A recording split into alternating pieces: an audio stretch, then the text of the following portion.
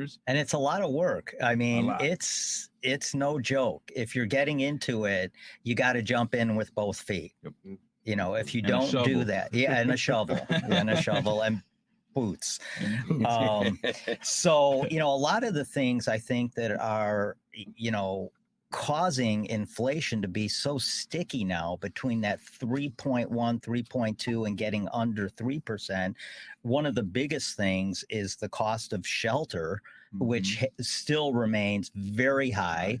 You know, home ownership is still not real affordable. Only 37% of people with the median income of $96,000 can afford to buy a property at these rates. And I think that's, you know, part of it. Now, something that might help us with rates, I don't know if this is going to be a trend or not, but in January, we saw consumer spending fall by about 0.8%. And Dylan, you can comment on this. They were expecting about 0.3%, but it fell 0.8%. Yeah. So that's a surprising number, Larry. And I think that that's a number that is on the flip side of what we've talked about, right? So the consumer spending is probably a lagging indicator, right? You know, sometimes there's surprises like, hey, 350,000 new jobs. Look at that.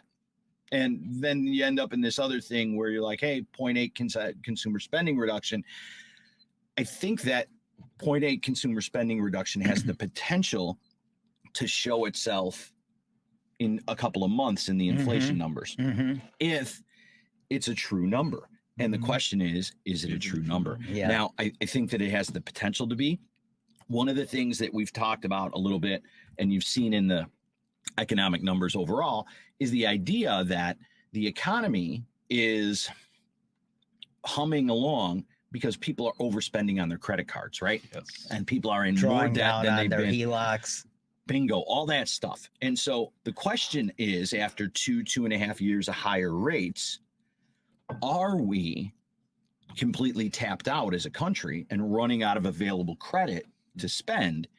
And if that's the reason there's 0.8 reduction, we could have a real problem in a couple of months. Because if people just, it's one thing to run out of cash. It's a second and far more insidious thing for the economy to run out of credit.